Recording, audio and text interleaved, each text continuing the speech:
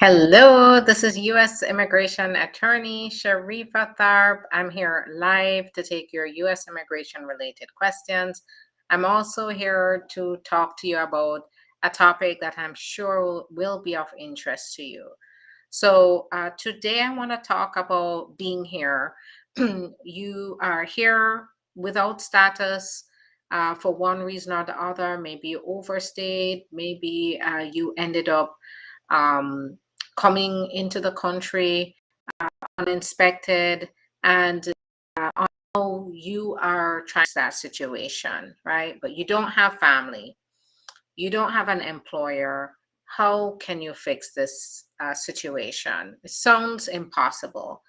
And yes, in some cases, there may not be a solution. But whenever I am talking to individuals and they present this to me, that I first ask them about these possibilities. They don't have family, they don't have an employer who can sponsor them. I am not phased by that because there are possible solutions here that I still need to look for that individual.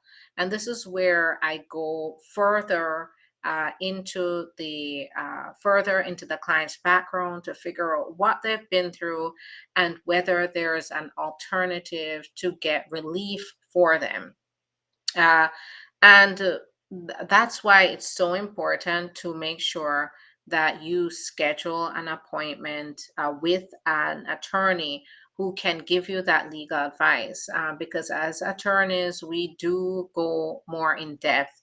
At least I go more in depth because I also assist my clients with alternative options where they do qualify for it. So, for instance, when I start to ask about their backgrounds, reveal that it may be revealed that they don't have family because maybe they divorced.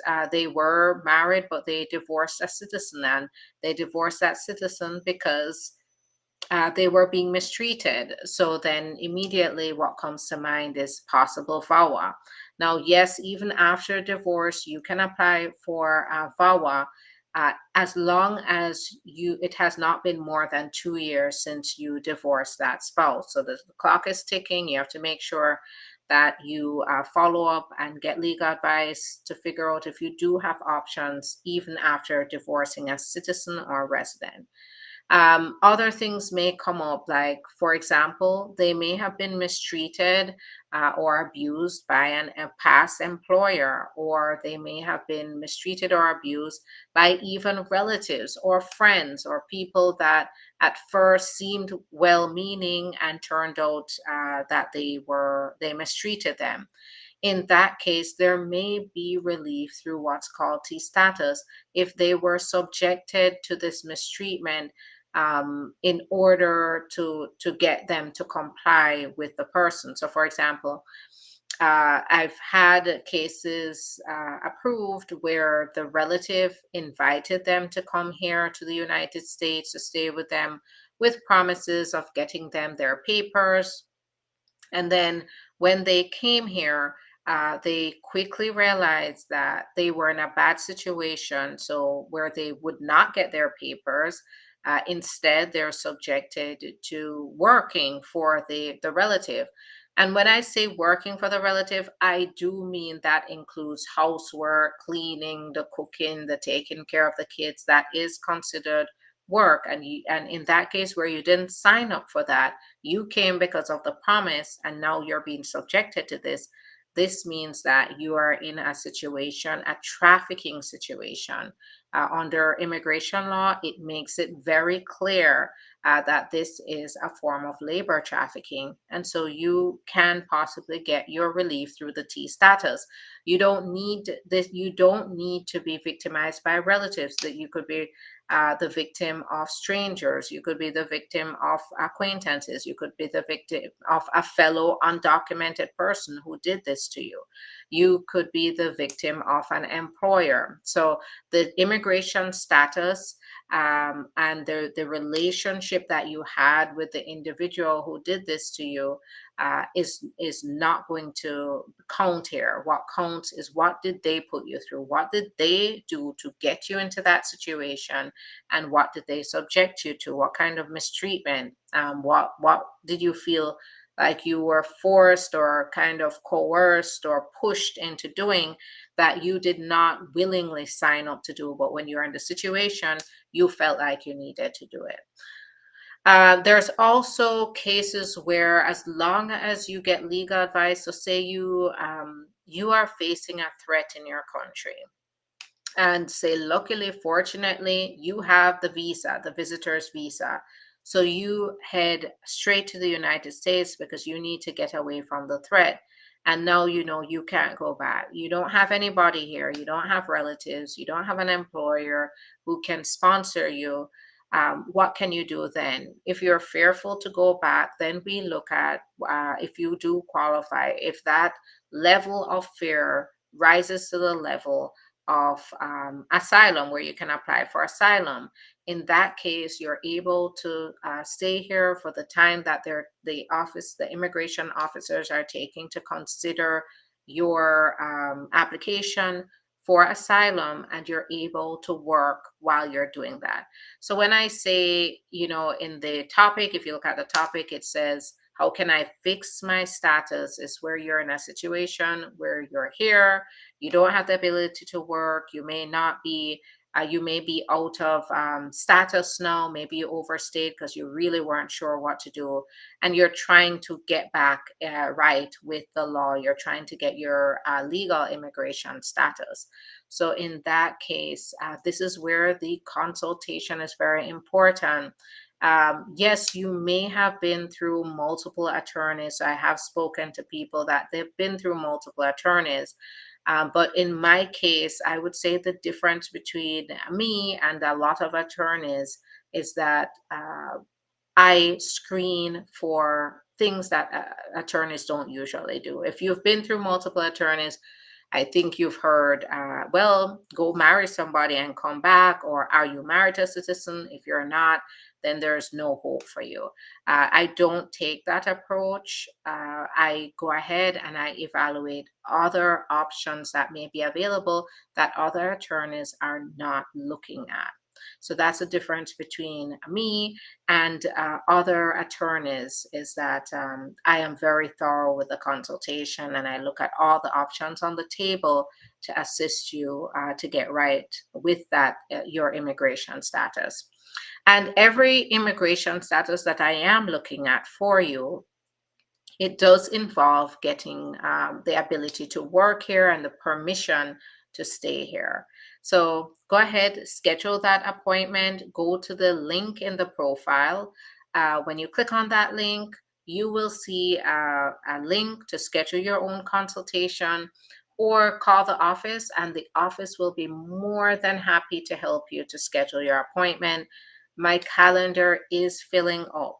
So please make sure that if you want this help, you go ahead and schedule it ASAP, make it a priority so that I can help you, because I really do want to help you here. Now I'm going to go ahead and jump straight to your questions. So I see a ton of questions coming in. So I'm just going to work my way through and answer those questions. So bear with me, keep putting your questions in the comments, and I will go ahead and answer. I have a consultation next week with you. I'm excited to talk to you. So I can't wait.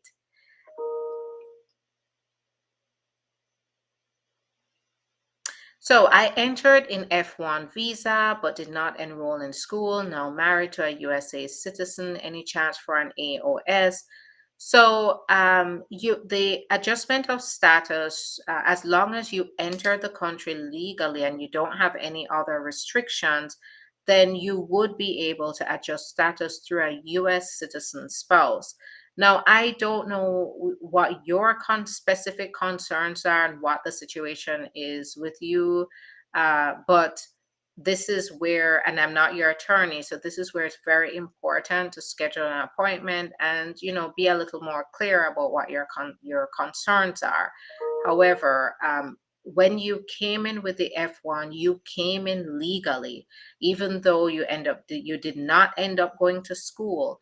Now, one other thing though that you have to be concerned about here, and this is where I say the consultation is so important. Get that legal advice. Don't skip out on it. Where it's important is, what are you concerned because when you didn't enroll in school, it showed that you never had the intention to enroll, and that could possibly raise some misrepresentation or fraud concerns. If that's the case, then we need to get more facts to see what happened, what the circumstances were, and whether they can imply or they can accuse you of misrepresentation or fraud in not enrolling in school.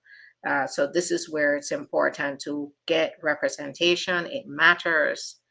I received annoyed. What's the strong document you're recommended for a bona fide marriage case, please? Get legal advice. At this point where you have annoyed is a notice of intent to deny your green card application. And based on what you're saying here, it's because they believe that you're failing to provide sufficient evidence of a bona fide marriage, a real marriage. Now, it's going to depend here. When I get cases like this, I've got cases like this, and we have prevailed. But whenever we get cases like this, it's going to depend on why they are not accepting that you have a bona fide marriage. And we have to address those issues. Sometimes that noid is based on the interview. And if it's based on the interview, we have to look at what exactly was happened in the interview that would make them come to that conclusion, to be able to figure out what kinds of evidence could counter what they're saying. So I cannot tell you that you should respond to annoyed with this document or that document, because this document or that document may not be what you need to overcome that annoyed. Now, yes, if you get a notice of intent to deny, it does not mean that your case is denied. It means they're giving you a heads up that in the next 30 days, they will deny your case unless you timely respond, and give them a reason why they should not, convince them that they should not. So, my advice to you is get representation ASAP.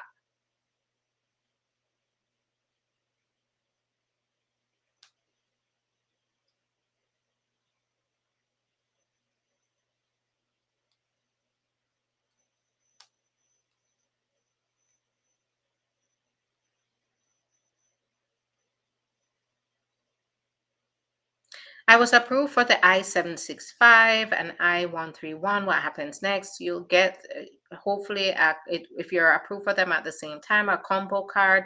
The I-131 is a travel document. The I-765 is a work permit. Usually you get that within a week or two, and you're able to then work on that while your case goes through, whatever your case is. Right now, they're issuing 5-year work permits and travel documents. So that puts you in a state where you can be rest assured while your process is going through. Now, another thing here is that um, the social security number is also issued along with the I-765 if you stated that on the application. If not, you have to go to the Social Security office to get your social security number as well. My I-113 work permit processing time both says 1 week. Is that accurate? So I'm not sure where you're seeing your processing times. So, I don't know. Usually it could be the I-130. The average is about 9 to 12 months, but I'm not sure where you're seeing 1 week. Um,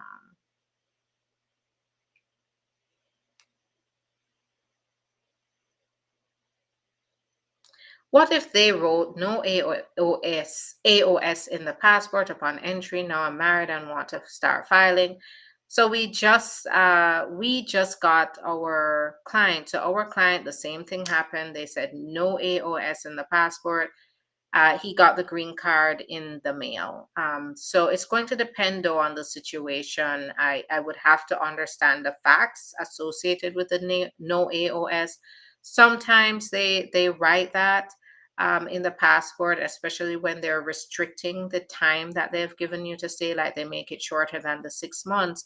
But it doesn't mean that you'll be denied. But what I'll say is get legal advice and representation to make sure everything goes smoothly. EAD renewal was sent in April and I didn't get it, and it expired in November. Is it late? Um,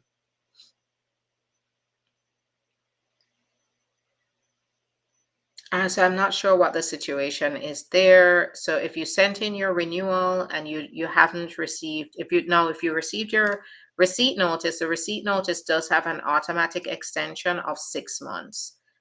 So now, my lawyer said she filed for both work permit and social security, but never got the social security. Don't worry.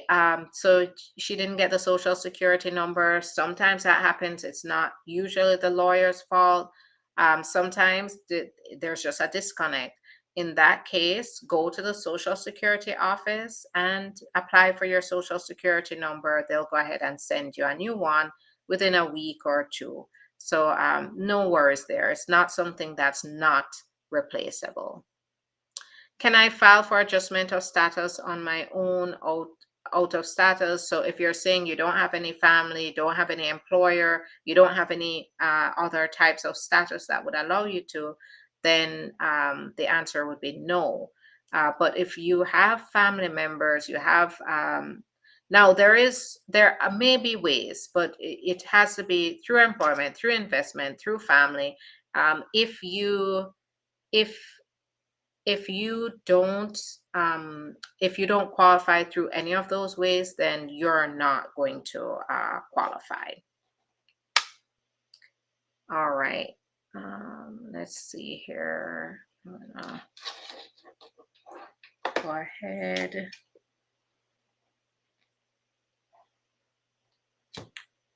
All right. Can you hear me? Okay, so no audio. I just had a technical glitch here on Instagram. So let me just fix this for a minute.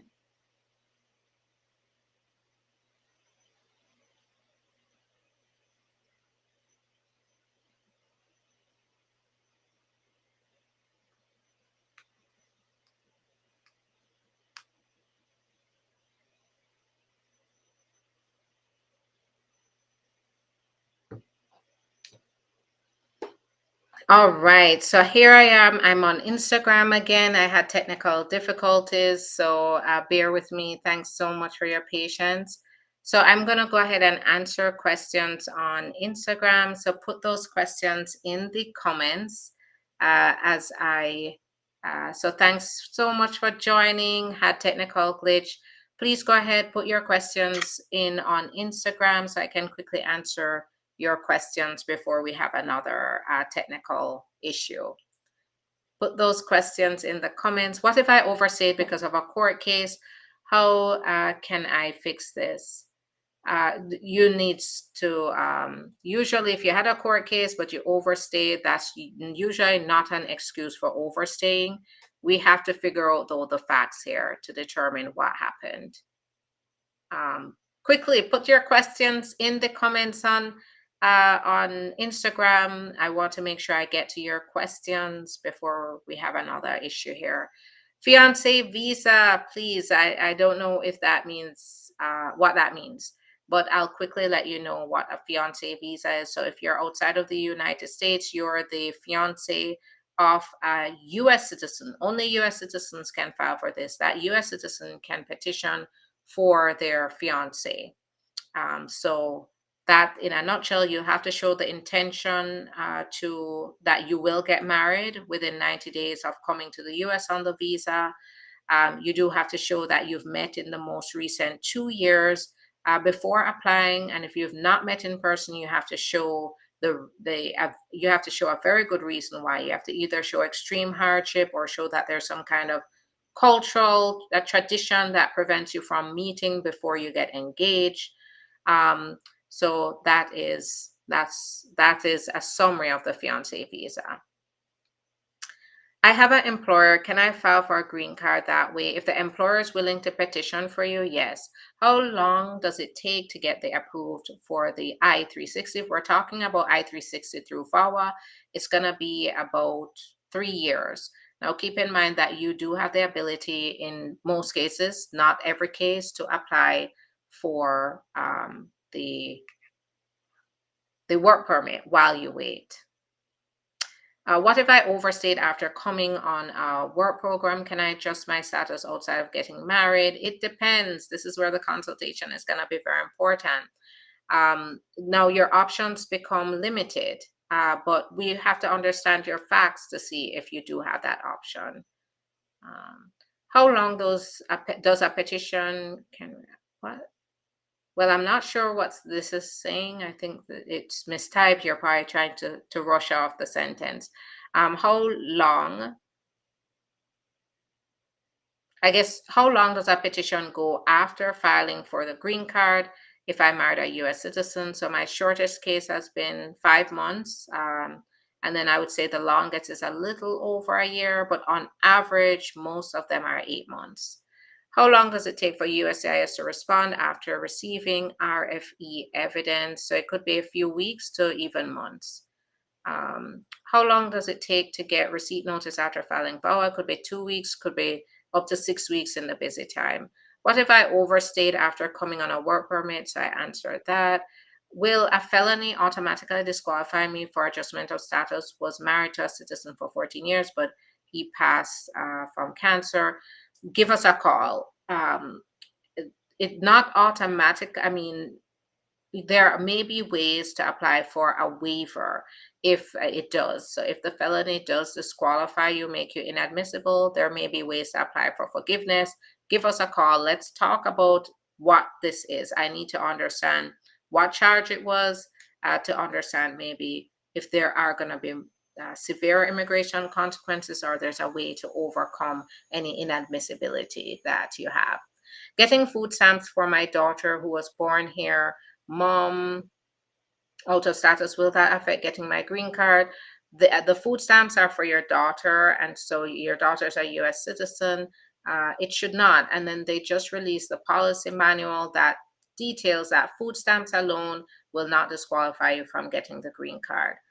I'm over 21 years old, children living in Jamaica, eligible through me. Are my over 21-year-old children? Yes, but it might be a 5 to 7 year process, and those children have to be unmarried. If you're a citizen and they're married, it takes much longer. It takes 12 years. Filed VAWA April 2021, got combo card for prima facie notice. How long for a decision? So I'd say about 3 years right now. What's your immigration handle? So I'm immigration lawyer Sharifa on Instagram if you'd prefer to join me there. But I say you can stay here. I'm answering your questions here on YouTube as well. But if you want to follow me over there when we're finished, definitely go for it. My employers refuse to consider the automatic extension. I lost my job. What do I do now? Give me a call. Let's talk about what happened with your employer to see if there was more to it that where you could get relief. Hello, my family member came on a student visa to be a doctor. She did not complete, instead got a degree in computer science. Since then, she had 2 kids. Is there any way she can gain status?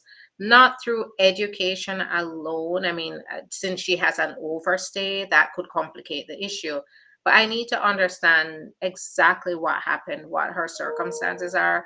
There may be options here, but I have to understand it. Hi there, Lindy. So nice to see you as usual. I applaud and appreciate the effort you make each day to educate and inform. Thank you so much. I appreciate that, and I'm gonna keep doing that. All right, can I file for adjustment of status on my own while out of status? No. Can you? It depends. For example, my T status clients can adjust status on their own. That's their status. They don't need anybody to file it for them. VAWA, yes, if they qualify for those. And this is where I need to get your facts. Go ahead, schedule the consultation. Now on YouTube, Facebook, Instagram, go to the description of the video. No, YouTube, Facebook, Twitch. Go to the description of the video, click on the link, and you'll be able to see the link where you can schedule your own consultation. On Instagram, go to the profile, click on the link, schedule your own consultation, or call the office through the website. On TikTok, go to the bio page. You'll see the link there. Go ahead, schedule the appointment. My schedule is filling up. And if you want to get the help, I want to help you, but you have to take the steps to get the help. Go ahead, do that so I can talk. All right. I have a little bit more time, so I'm going to just answer a few more. Can I file my I-485, I-130 at the same time and submit my medical with them? They're actually encouraging you to do that because what will happen is you may just get your green card in the mail if they decide that they have everything they need to. So submitting a strong application along with a medical can mean that you'll get the green card in the mail because they may waive your interview. Let's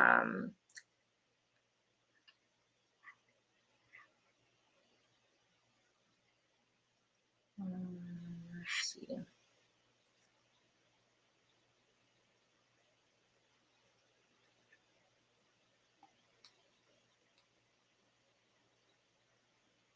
I'm a green card holder. Can I file my wife's green card together with my citizenship?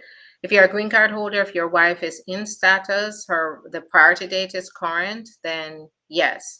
This is where it's important to get a consultation. Otherwise, if your wife is out of status, then you'll have to wait until you get citizenship before you file for her. Do children being filed for still do medical when they get to us? So it depends on the process you're talking about. Usually they do the medical from the country that they're coming from.